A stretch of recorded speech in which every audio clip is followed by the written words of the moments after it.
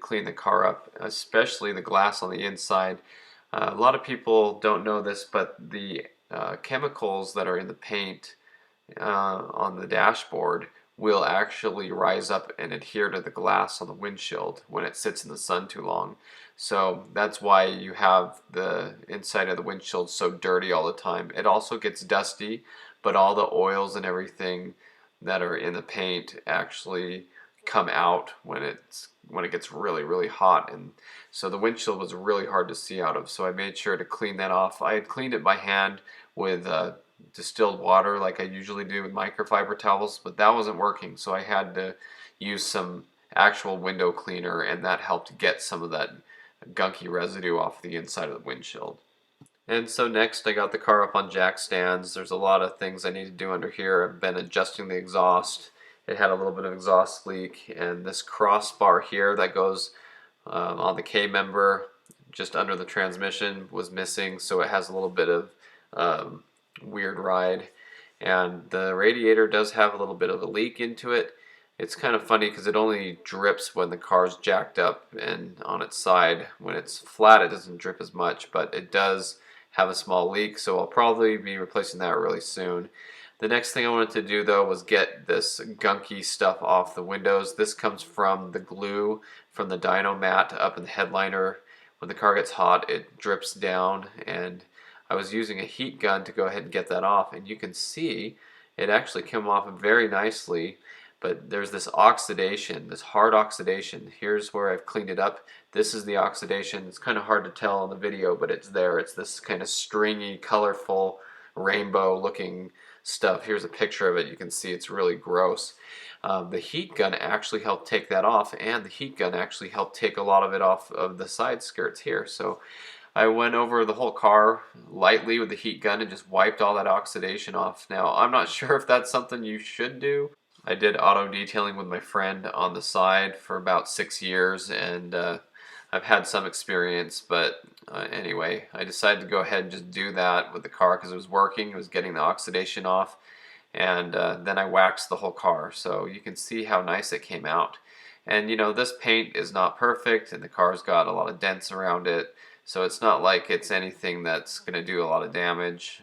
The car should probably be repainted one day, but look at how nice this came out. That actually looks really good compared to how it was. It was really bad, so I'm happy with the results. Now this little chin spoiler here, if you saw in the beginning of the video, it was hanging down. I clipped it up in there with some hardware, and then I went ahead and cleaned it up with Armor All. It's black plastic. You can see here how good the Armor All works on there. Cleans it up, makes it look a lot better. So lots of little tiny things I've been doing to the car. The next thing I did was I had to go through here with a screwdriver and push down the door panel. It was coming up and out, and I did have this door panel off in an earlier video where I changed the window motor, so I just needed to get that back down in there. And then just cleaning the dash, cleaning the interior.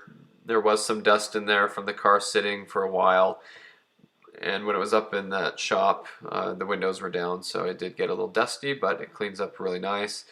Of course, vacuuming out the whole car was the next step, and just getting it all cleaned up. It does have new carpet from the previous owner, and it is really nice. This interior is out of an '01 GT. It's completely everything has been swapped over: the dash, the seats, and then the new carpet with dyno mat underneath it all. So really nice car inside. It drives really nice, and it's comfortable, and you know, it's not the best shape, but it is in really good shape now.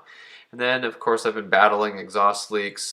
I knew very well that the people who were putting the X-pipe back on the car after the engine swap would probably not get it lined up right, because it's very difficult to do. And there's a gasket up in there on the right side, the passenger side.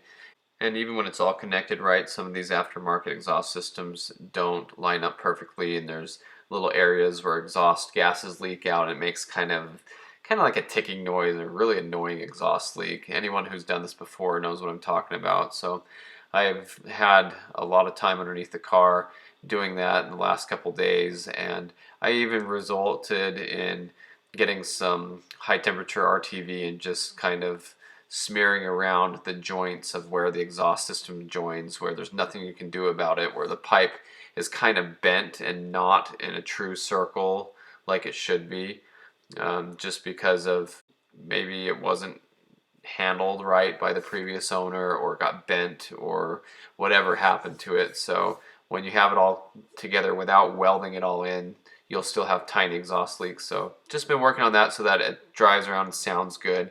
And I have it now at a point where it actually sounds good and there's not a lot of exhaust noise, or at least exhaust ticking noise. So it sounds good now.